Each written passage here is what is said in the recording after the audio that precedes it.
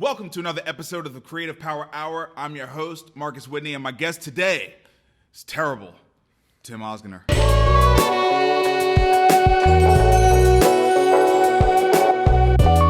Terrible? Yeah! Why terrible? Dude, wait till they see your fucking shoes. Then they're going to know. Let's just start with that. Put the shoe up here.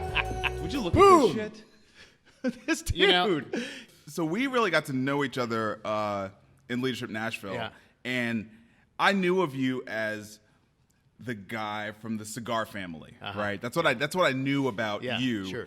But the thing that I really learned about you through Leadership Nashville is how funny you are, and that like probably before you got into the family business, you wanted to be a performer. You wanted to be an actor. Yeah. So like, I always ask people to talk about their origin story, but like, I'd love to hear about growing up, like why that was an aspiration for you, and because I just feel like that is, the more I've gotten to know you, the more I believe like that's like this secret weapon that you have in terms of how you're able to be so successful. So I just want to, Well, you have to understand that I like was born and raised by like Turkish and Armenian parents.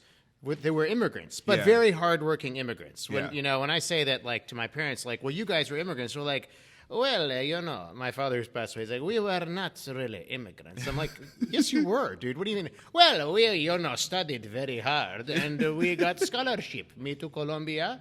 Your mother, I went to get my Fulbright scholarship.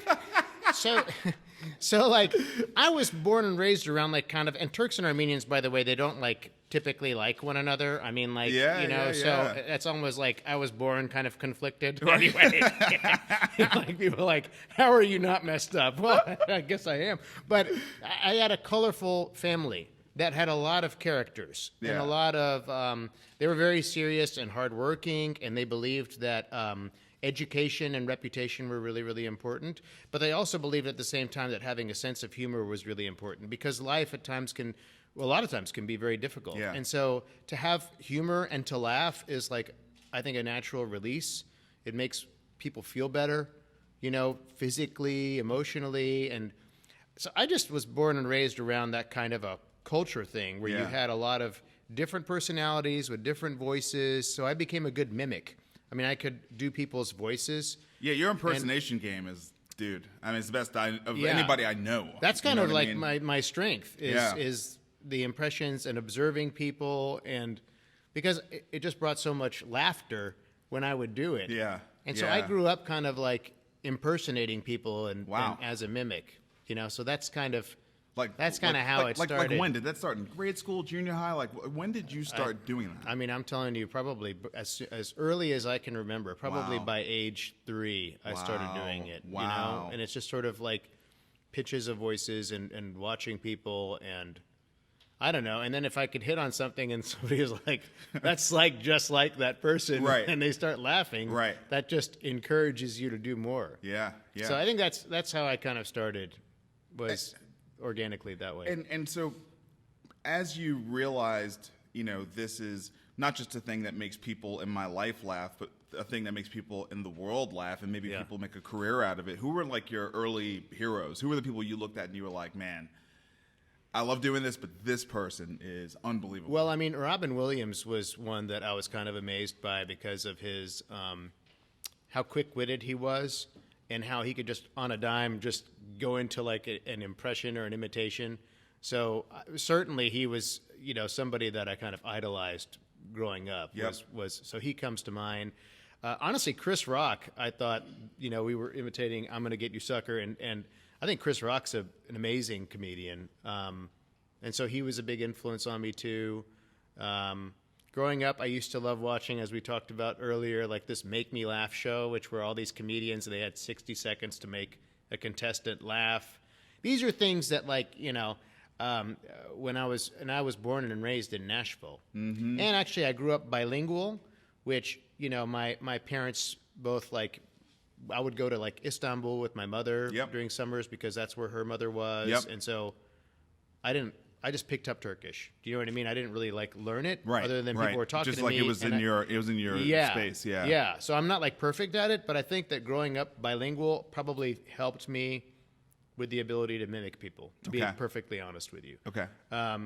So I mean, like those were my early influences. I would think that like, you know, and Billy Crystal too. You know, in his prime, those were like, you know, Chris Rock, Robin Williams, Billy Crystal. Those were comedians that I really kind of admired. Jim Carrey is another one. Yeah. Just because Jim Carrey earlier on, especially with his impressions on In Living Color. Oh, I also say that the Wayans brothers. Yeah. Them too. Yeah. In Living Color, SNL. Yeah. I loved SNL. That was actually my kind of dream. I kind of figured like SNL was, you know, because SNL's so about impersonation. So Right. Yeah. So then like the Will Ferrells or like Steve Martin or Chevy Chase or John Belushi and, you know, Chris Farley was incredible. Right. Adam Sandler when he was on SNL. Yeah. These are like the and I will actually say Eddie Murphy for sure was also, I think, when he was on SNL, probably the most impactful performer that SNL had seen. Yeah, for sure. Yeah. For sure. So what did your parents think about this? I mean, because I'm sure you were really good at it. Yeah. But, you know, your parents are hardworking immigrants who believed in education. Right, I mean, Columbia and Fulbright, these are like, that's like no joke. Right. You know, Totally. so we already get like the pedigree you're coming from. What do they think of this? It was completely predictable. My father is like, how in the hell can you make money doing this kind of acting? I mean, you know, engineering, that's a field. You know, doctor, lawyer, very good. Acting, why? What? You know, so I made an agreement with him. I said, look, if I go and audition for schools that are like the most competitive, the best schools in the country, and I get into them, then will you support this, you know, desire of mine? And then he said, okay, then I guess that must mean you are good. So go ahead. So I went to Chicago, like I remember in the middle of a snowstorm in like January to audition for all of the best conservatory schools from an undergrad level at the time. Yep. And I got into Southern Cal, and you know Southern Cal was Hollywood. Right, Hollywood. It's in L.A. Yeah, so that's like I mean, that's the deal. That's the deal. The film school there. I mean, you know, they just did a whole special on that. That's right. Yeah. So I mean, you know, you're talking about was top 3 in their acting school conservatory program, absolutely. and number 1 in the country with their film program. So I was like, you know, this, you know. So that's where I ended up going. It's incredible. Yeah, that's incredible. So what was that experience like? I mean, you're in the industry. I think the people who teach those classes, they're working in the industry, right? So you're working. The faculty there are people who are actually, you know, when they're not in the classroom or whatever, they're actually in the studio. Yeah, I loved my experience at USC, but I will say that, you know, the devil's in the details, and I mean, like, you know, we're a pretty detail-oriented family, and I will say retrospectively, they trained me really well to get jobs in the theater. I mean, I could audition for stuff for theater and you know, almost like 80-90% get the roles, you know, but they didn't do the same thing, interestingly enough, for TV and film and for commercial. I don't know. That's really weird. And you know, it's USC is a very kind of popular and powerful school with a lot of money and alumni networking. And I would think that somebody would want to ask you almost like an exit interview, like how was your experience like? But that never was kind of the case. And I feel like that there was not enough synergy between their film school and the acting talent that they had over there, which is kind of, it's a bit of a catch-22 when you're out there. And it's as I was telling you earlier, it's like very difficult to break into that industry. I mean, you have to be at the right place or at the right time, or know somebody or be related to somebody. You have a huge advantage if you are already living out there and established out there, and you have family that know people. I mean, that go with everything. It's networking. Yeah, but that industry is very. I was about to say, but it does feel even the difficulty levels higher in acting. It really does. I mean, there's just fewer slots available. Right. So I actually had a mentor who graduated from USC, and they brought him in my senior year, and they're like, "Look, this guy is a very successful working actor, and we wanted him to come in to tell you about what it's going to be like once you graduate." And right after I graduated, I was fortunate. I auditioned at USC to get into California Shakespeare Festival near Berkeley. So I did that as soon as I graduated. I had a job, you know, even though it wasn't very high paying. That's the other issue, right? But the guy that was my mentor was a character actor. His name was Joe Costanza. Actually, inspired the character George Costanza on Seinfeld. Okay. You know, and so I mean, but I realized from him that this is a very difficult lifestyle. I mean, like even though he was booking commercials all the time, he was like sending out postcards. This is like the day after he's done with the commercial on where he's going to get his next gig from. Right. And I was like, man, this is almost like there's too much control that's out of your hands. You know what I mean? Yes. And I didn't like that at all. I didn't like the potential peaks and valleys because you know the peaks can be super high, but the valleys can be super low. Yeah. And I just did not like that. Yeah. You know.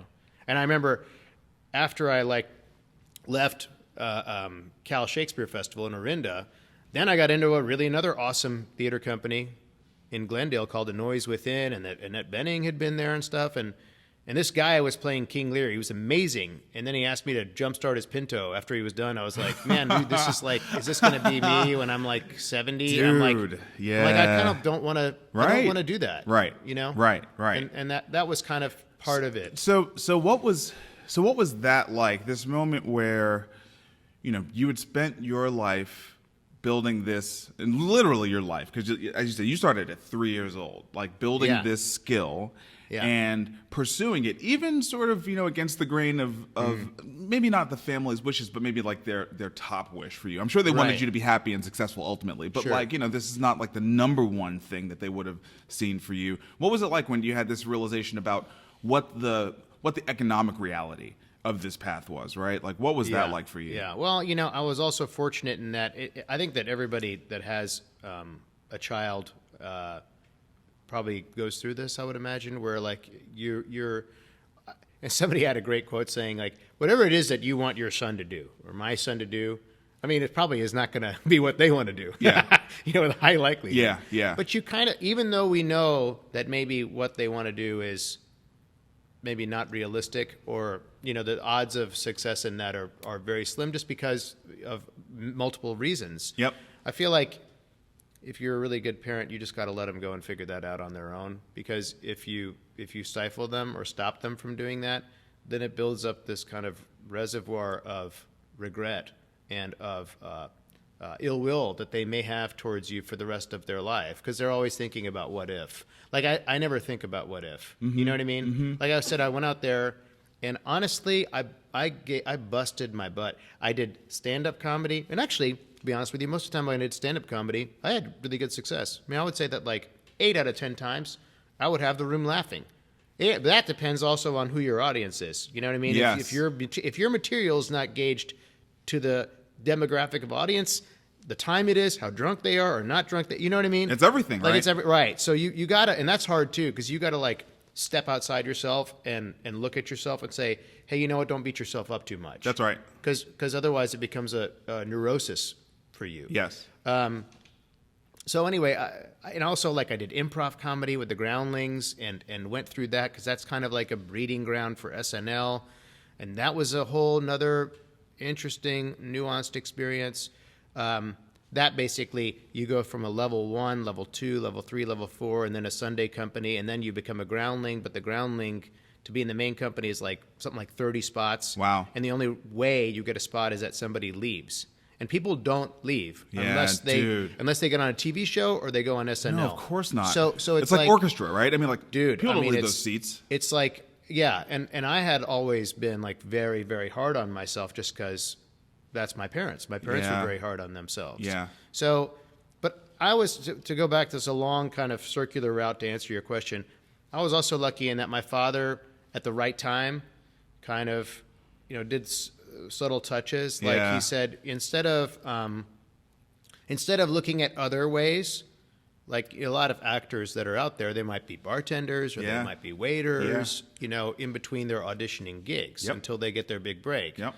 But for us, we had like a pipe business.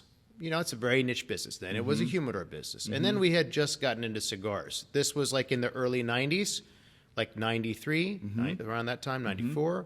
And cigars were kind of getting hot. I mean, like a lot of celebrities in Hollywood, like Arnold Schwarzenegger and Demi Moore, were all like I still remember the cigar aficionado cover with Demi Moore. Right. Like why is that sticking out in my head? That was kind of like an iconic cover, right? A very, iconic cover. Yeah. And so that became popular. Our cigars at the time were like, because the boom was so rapid, the market wasn't ready for it. So therefore people were rushing product into the market.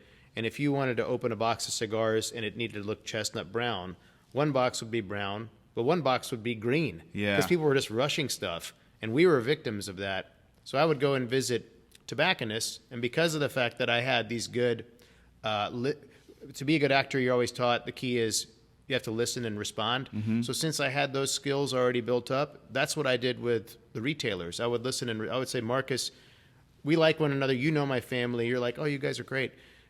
How can our cigar sell in your store? You'd be like, look, try that, that, and that. Those are my top sellers. Yep. If you can do something like this, but like $1 cheaper, then I'll promote your stuff. Yeah. And so then I would go to Central America, go to the factories that had friends that were running the factories, get them to like make a cigar based on the taste and the look that I had learned. And then I would come back like a year later, and I would say, Marcus, what about these cigars? And you'd be like, yeah, okay, I'll push your product. That's how it happened. I want to take one step back. Yeah. And a little bit of history I didn't know. I didn't know that your family started with a pipe business. Yes.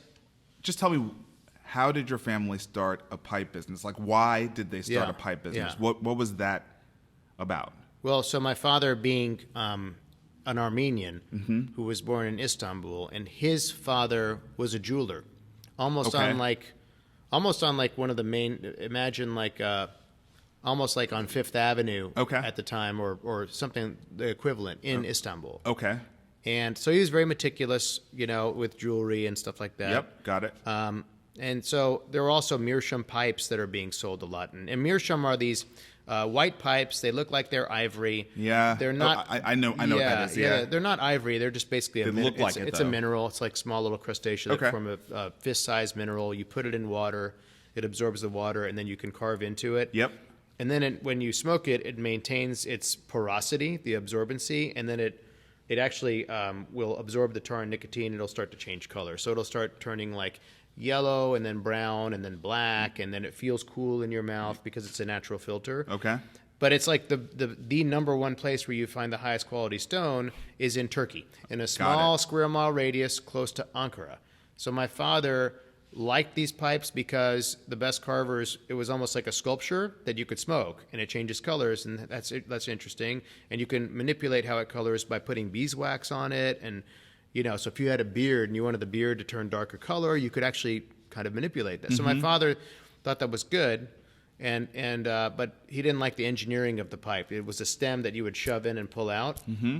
And my father ended up analyzing microfibers for DuPont here in Nashville.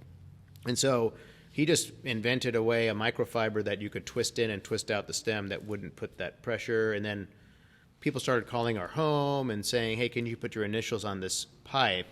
And my dad's initials were CAO, Jono spelled CANO. So growing up in Nashville, everybody's like, Kano, when are you going to play some tennis? Right. So like, no one can pronounce it.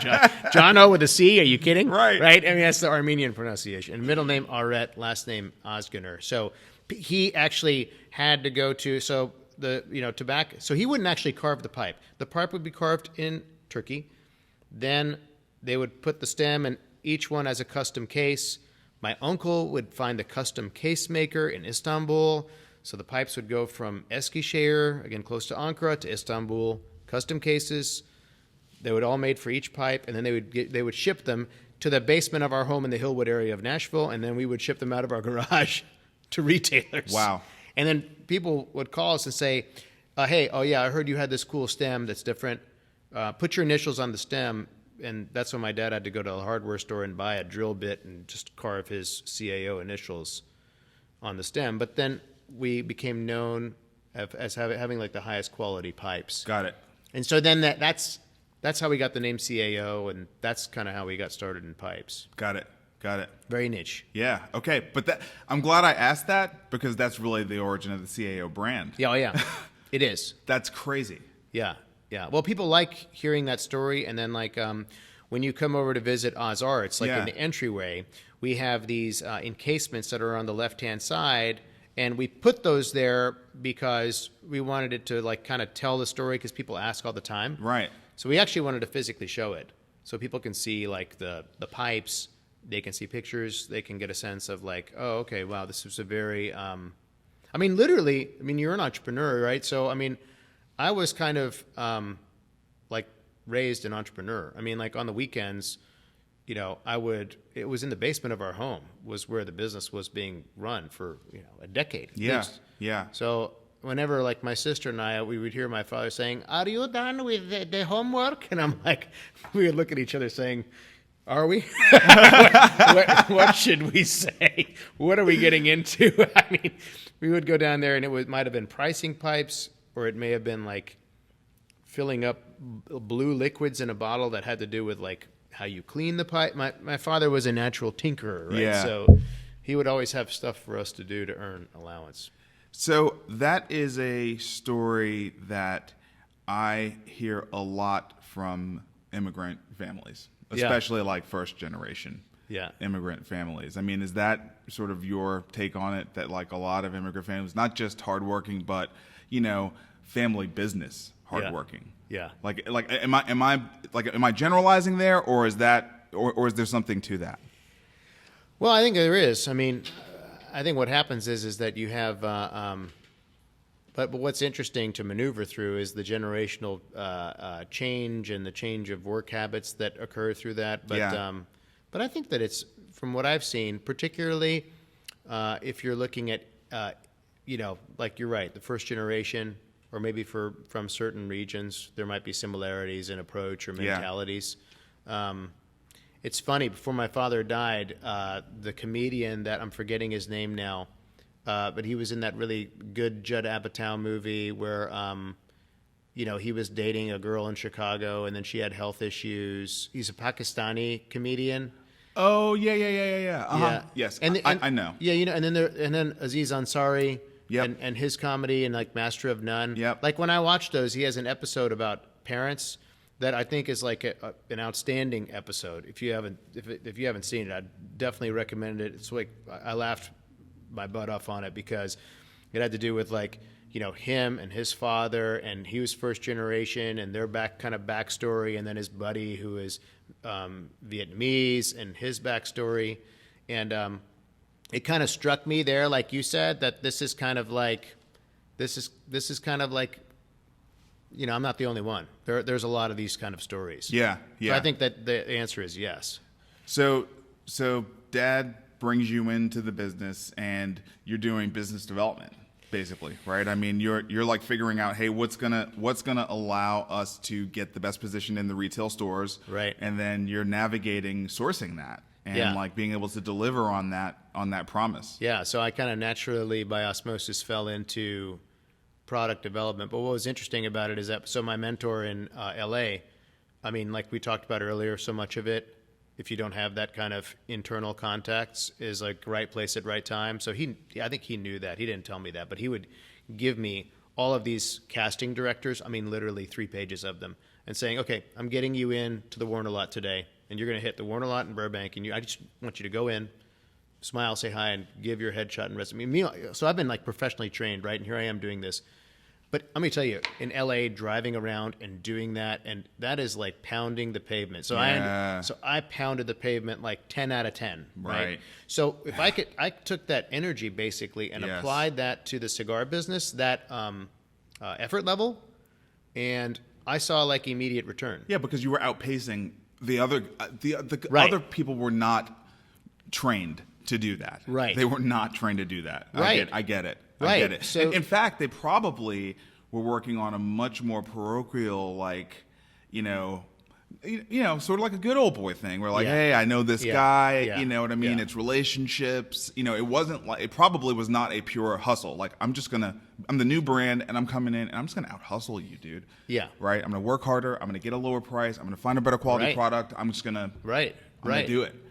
Well, and I think also that in that situation, retrospectively, you're kind of like, literally, you're hungry for success. Yeah. You know what I'm saying? Yeah. Because you keep dropping, nothing. Something's going to hit, right? Yeah. And for me, that hit was completely unexpected. The hit was something that I wasn't like really, that focused on. Right. And then I fell into like doing basically product development, business development. I found out what I formulated a palette. You know what I mean? Yeah. Which you do that because when you want to be successful. Yeah. You don't want to be like. But I think that it's a trick of the trade, though, right? I mean, like you're limited if you can't do that. I would imagine, like if you. But I would say that the kind of, I don't want to call it a cliche. Maybe it is. You might say it is a cliche now about like the whole thing about failure being a part of like big part of success. Dude, you know what I mean? Come on. I feel like I've had all these kind of micro failures instead of micro dosing, micro failures. Absolutely. That nobody would know about. I know about them. Right. Right. That's and they're not necessarily failures, right? They're just sort of like you try stuff, doesn't work. Try stuff, doesn't work. Try stuff, doesn't work, and then and then it hits. I think that's totally true. That helps. Even now, I'm articulating it right, but I think that it helped me internally build that sort of muscle to be sort of resilient and just keep trying to find the way. Yeah. Keep trying to find that angle, and one of them will work. What year did you officially enter the business? What year was that? Because I want to do a little bit of chronology now. Right. So I graduated Southern Cal in '93. Okay. And probably by the time that I was really kind of into the business, might have been like 95. Okay. I would say. Okay. But I always knew about it because, literally, the business was like another child. Yep. So whenever, got it. Whenever I would get together for whatever holidays, we would always talk about it. Mm-hmm. My father literally, if we gave him a Christmas present that was like a tie, which my mom used to do, he'd be like, "A tie, how nice. What does this have to do with CAO?" Literally. One time I got him a turtleneck for Christmas with a CAO diamond logo in there, and my father's like, "That is very good. It has something to do with CAO, but I am not sure if you have noticed, but I have no neck."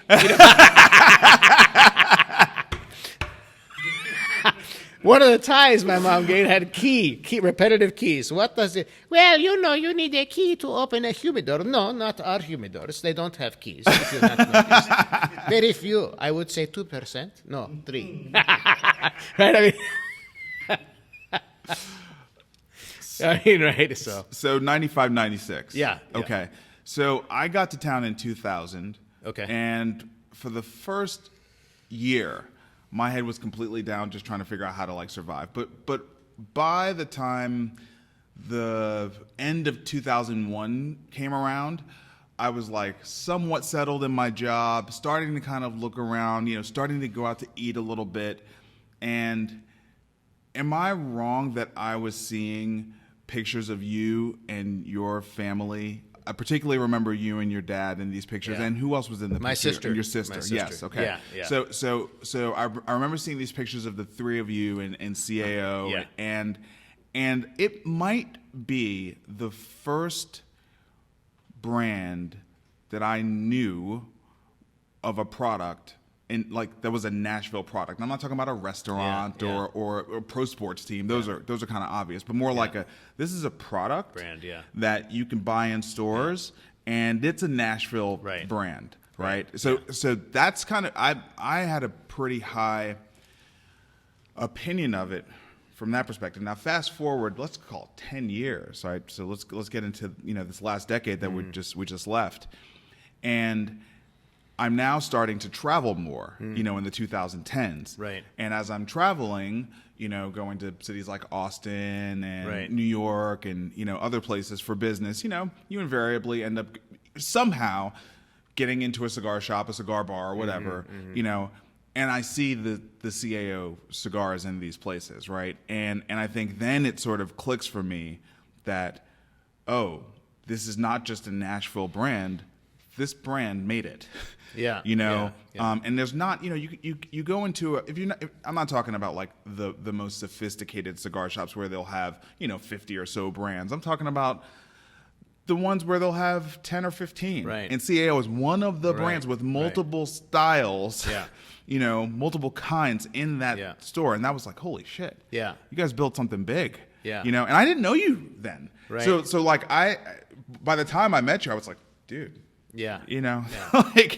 You built something big. Well, I mean, it was a lot of fun, for sure. And I mean, we sold the brand in 2007. Okay. To a Danish company called Scandinavian Tobacco Group. Okay. And it wasn't really something that we were looking to do. I mean, I was loving it. I mean, thoroughly enjoying it. It's fun because it's a luxury product, so it's kind of, people don't realize that it's premium cigars are hand-rolled cigars, but from a just pure tobacco thing, they're really well aged. The whole point is to have a lot of the tar and the nicotine kind of evaporate, because that can get into the way of like the real flavor that you get from the leaf. Mm-hmm. So cigars are not at all, in my view, about the nicotine buzz. There's nicotine in cigars, invariably, but you're not inhaling it into your lungs to get some sort of a, rush or to like feed that nicotine. It's really more about the kind of flavor.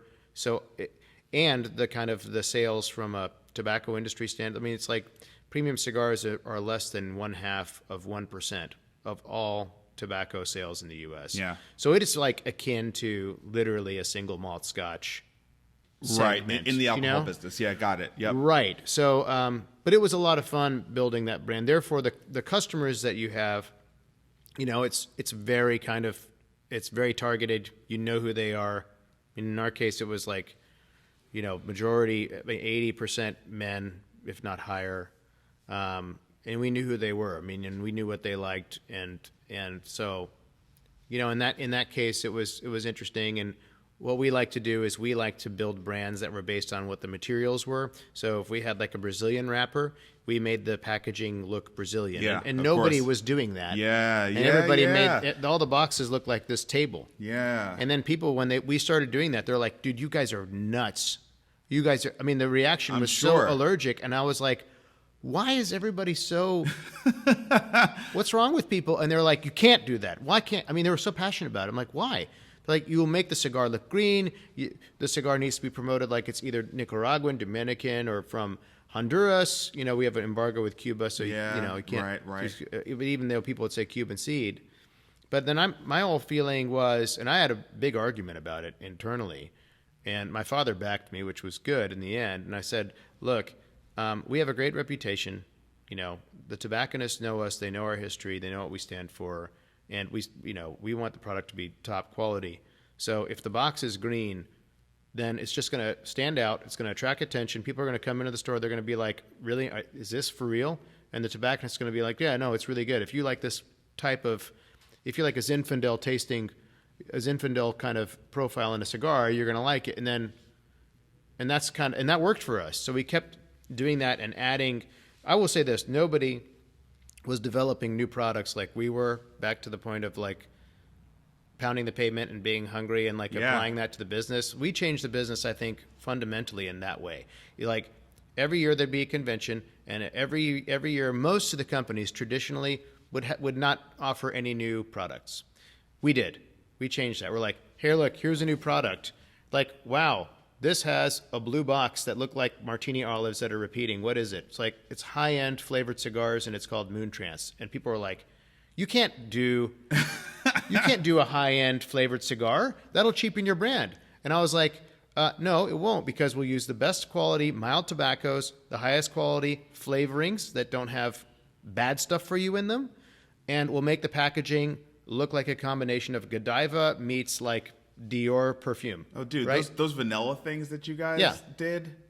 Yeah, so those were all like, we created a new segment, and then, so I think that, to me, looking back on it, that's what I'm most proud of. Here's what's really interesting is you guys did that, and when you go into, I know you changed the industry, but like, though that, it's almost like the way that you started this, it's almost like the way that you started this show, right? It's like you just don't have inhibition.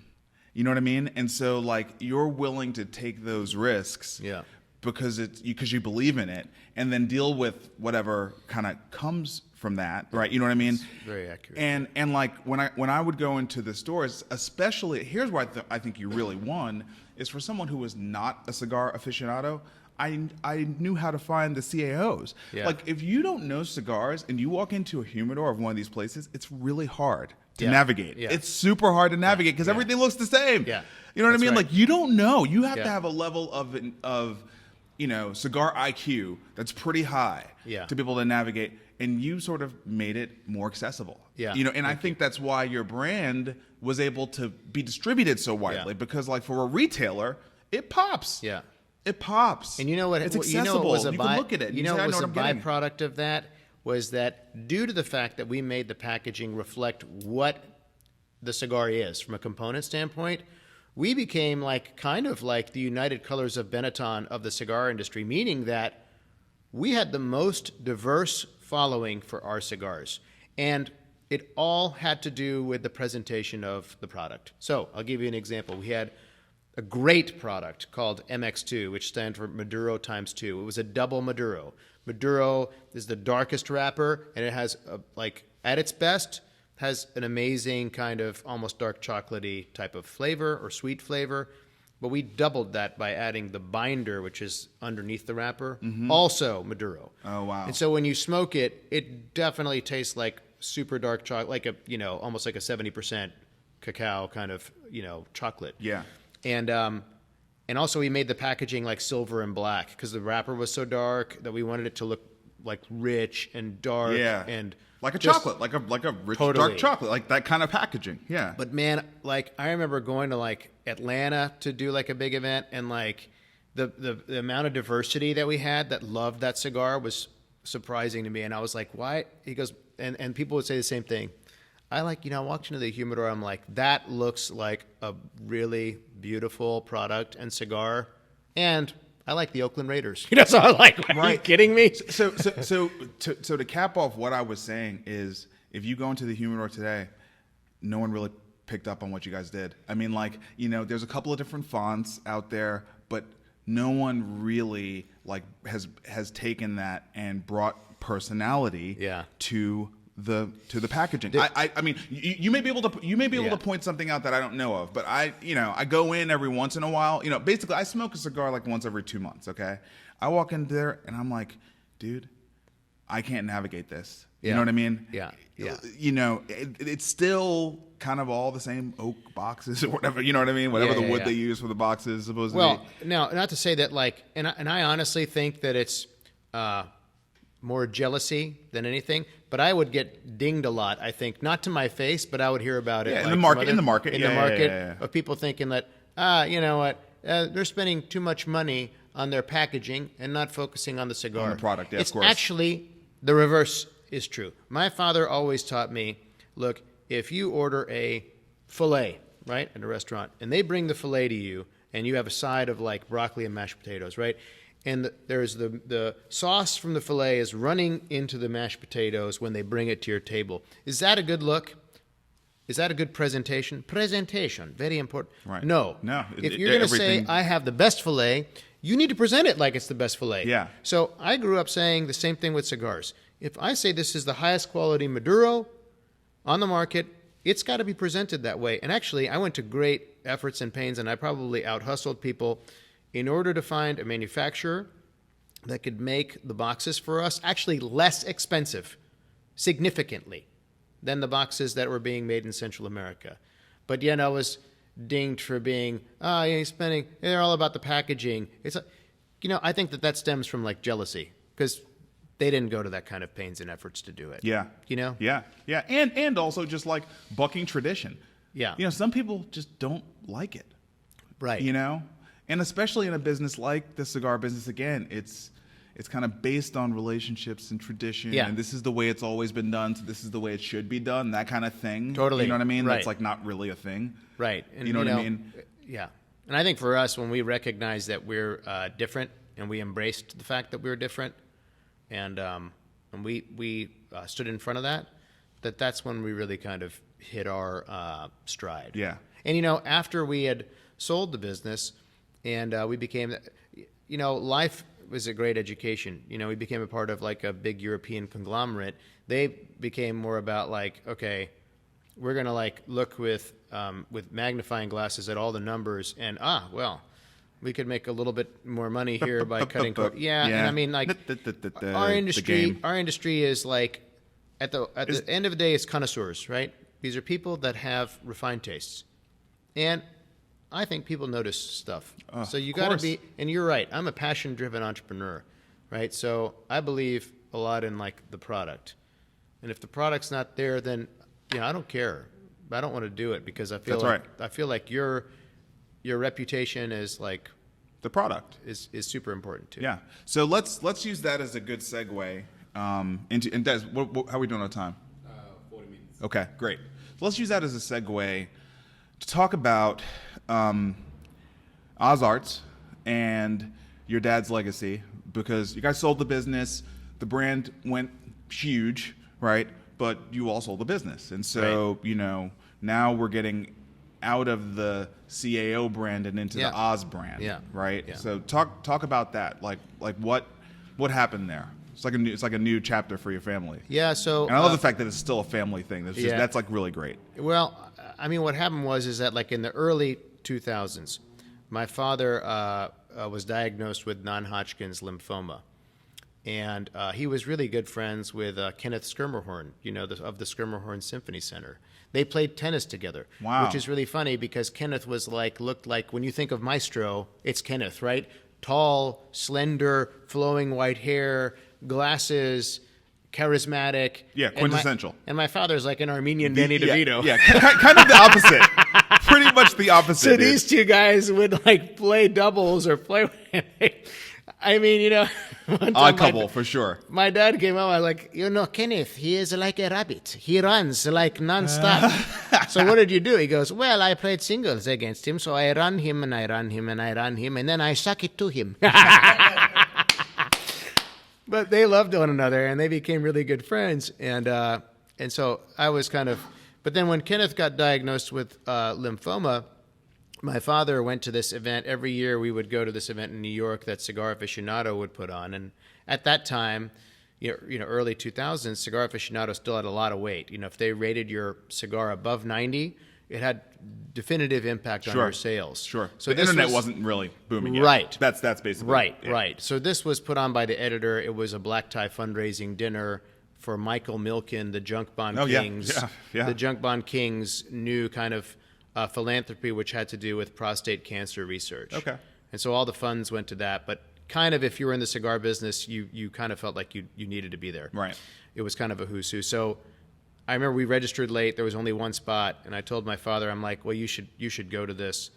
And he went to it. And this is right after he found out Kenneth had lymphoma. And he and Mike Milken had some dialogue, because Milken would always go up there and saying, okay, these are some of the advances that we made in prostate cancer research this year, and it might have been stuff like diet related or more medicine related. And Mike Milken told my dad, you should go to tell your friend, City of Hope has a doctor there that's, doing some really innovative stuff and is really having some, making miracles happen, is what he said. And then my father got diagnosed with non-Hodgkin's lymphoma. He remembered that. But he was too shy to call the editor, Marvin Shankin, who can be intimidating. But I picked up the phone and I called him, and then got him in via Marvin's contact into City of Hope.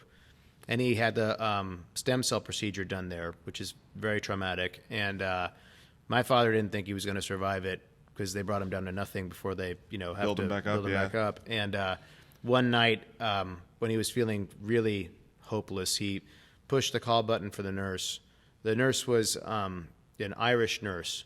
I mean, literally had just come over from Ireland. Okay. And she saw him in this weakened state, and she said, can I sing to you a lullaby? And my father was like, sure, why not? And so she sang to him a Gaelic lullaby. And even though he didn't understand what she was saying, he felt it, and he connected with the emotion that, he started to cry, and then she started to cry, and then she's got her hand on his back and stuff. And then he somehow felt like better.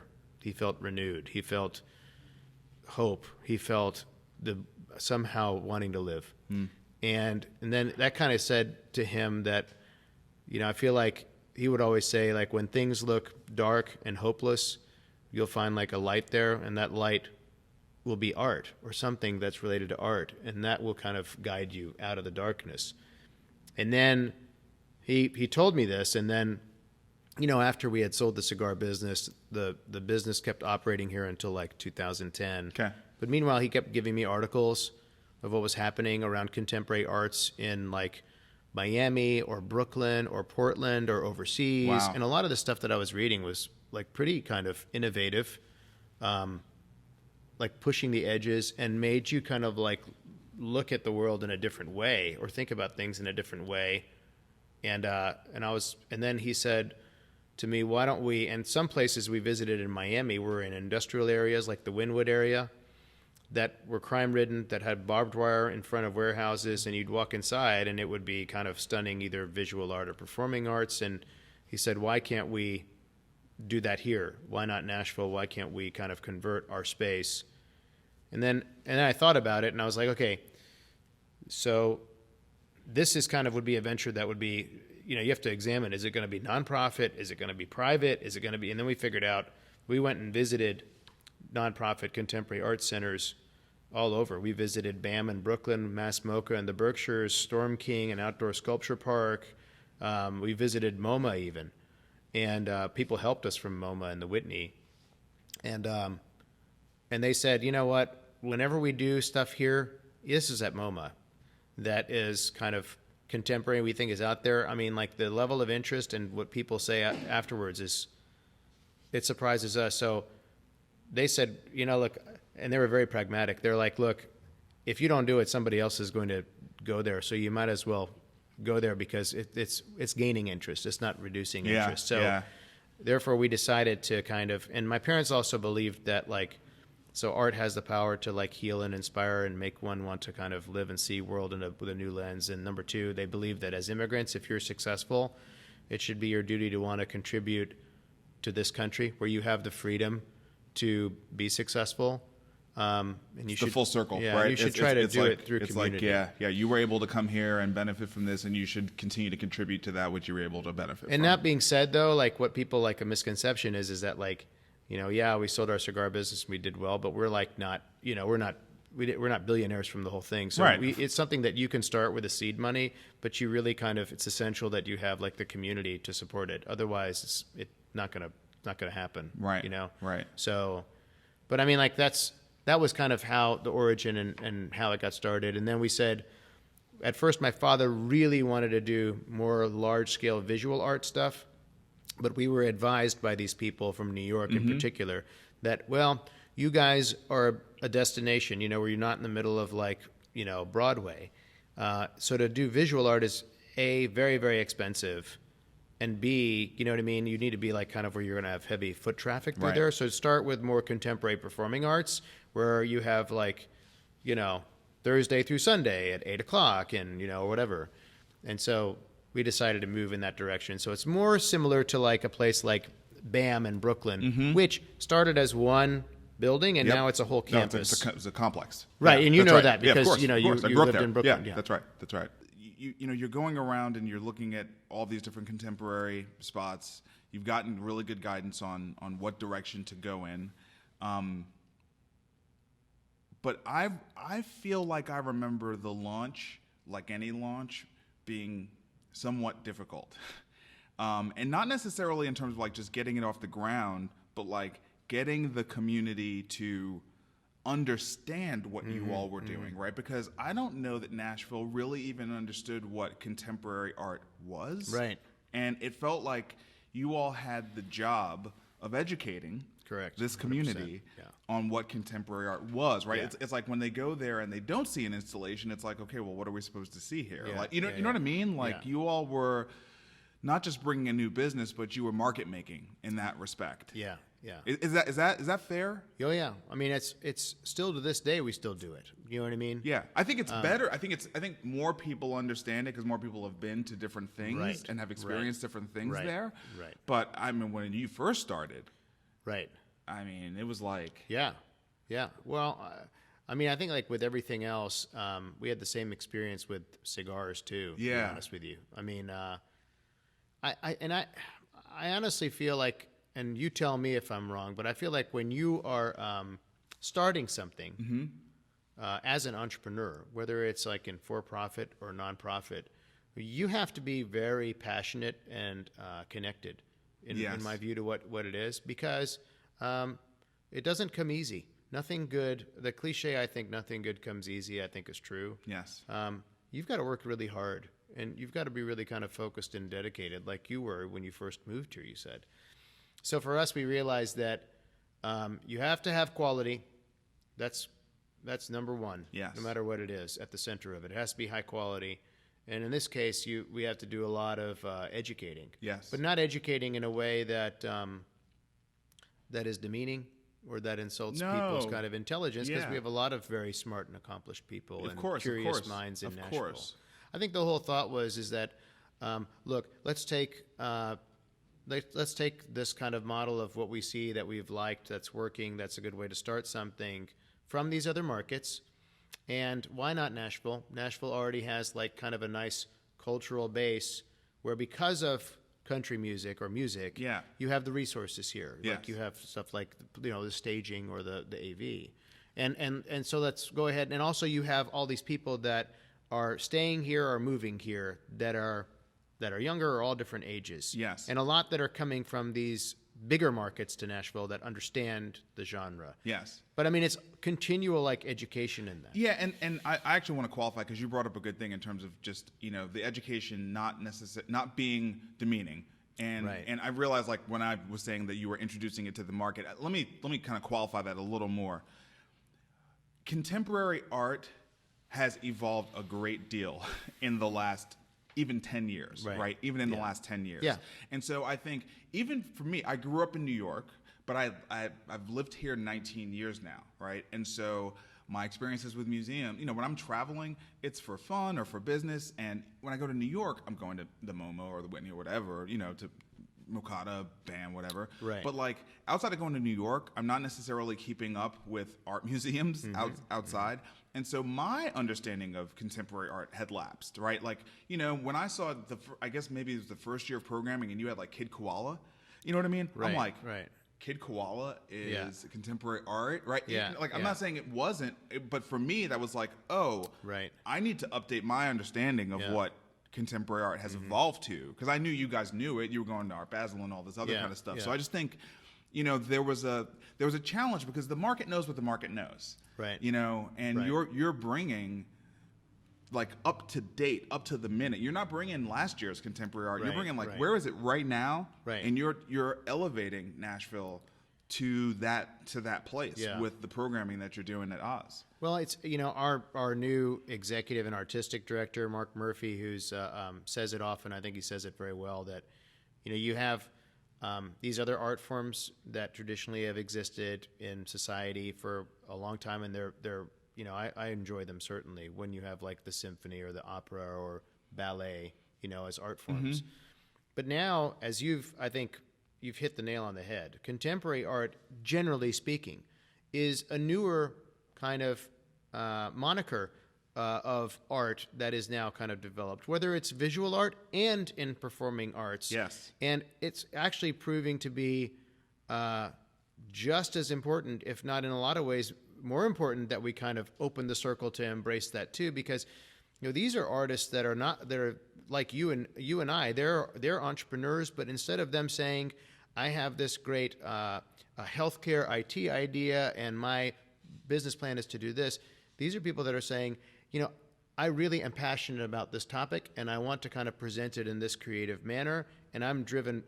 What drives me is kind of like to express myself via art. So and they're doing it in an innovative way. So I think that's very important. The innovative way that they're presenting the arts. Yes, it's a bit of a game changer, honestly. Yes, exactly. The schedule, the people that you have there, everything that's going on there.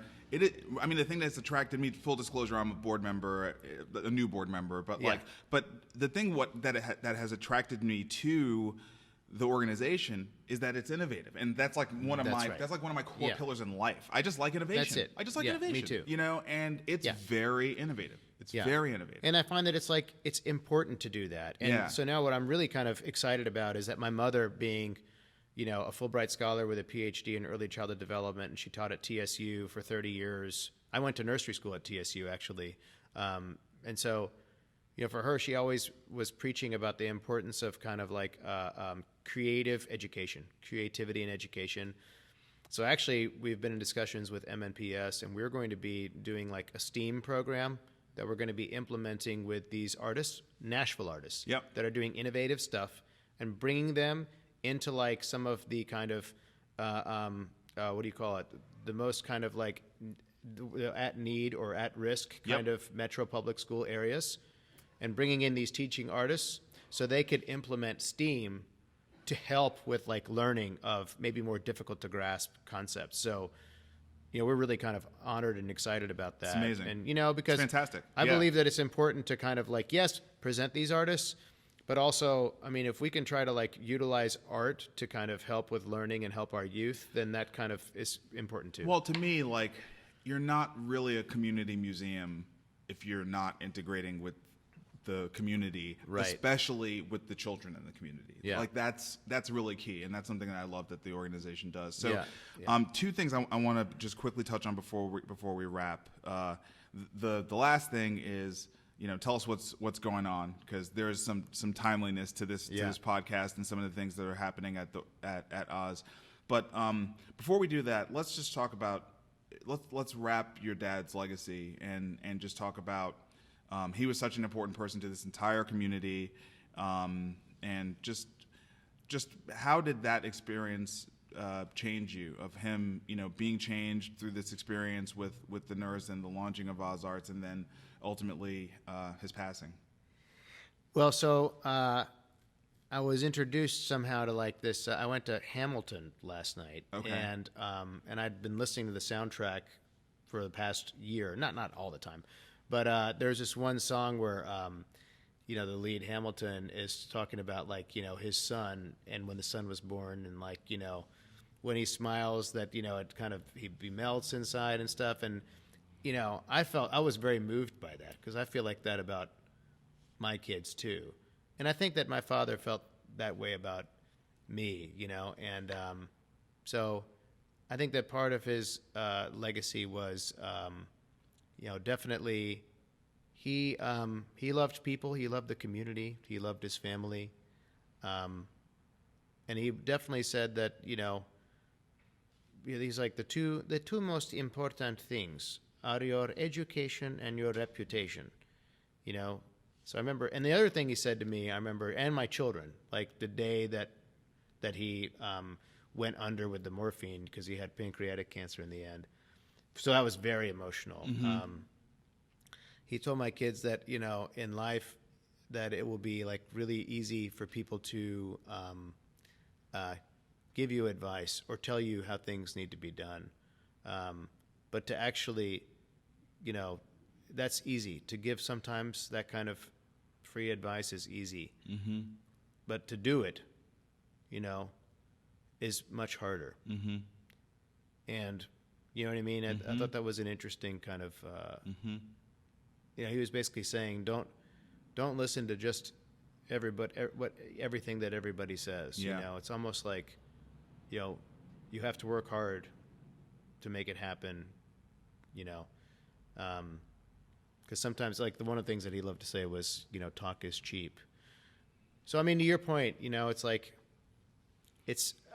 you probably know a lot of like overnight successes more than I do, but I don't think that that's something that you typically find that often, in entrepreneurship. I think it's a lot more work, but I think for him, the legacy that maybe he's leaving behind is wanting to do something that is really kind of positive for a community that he loved. Yeah, well, I think mission accomplished on that. He certainly did that. And it's still we're still building it. You know what I mean? Of course, so of course. I feel like always the best is yet to come. Yeah, but isn't that the legacy though? That so many people are bought in and feel compelled to stay committed to that vision, right? Yeah. I mean, that's. And thank fantastic. you for saying that, because I mean, sometimes when you're in your own world, you don't see that. Yeah. So that's the value of having like people like you or friends like you say that. Yeah. Because otherwise, you can sometimes be caught in your own tunnel. Always.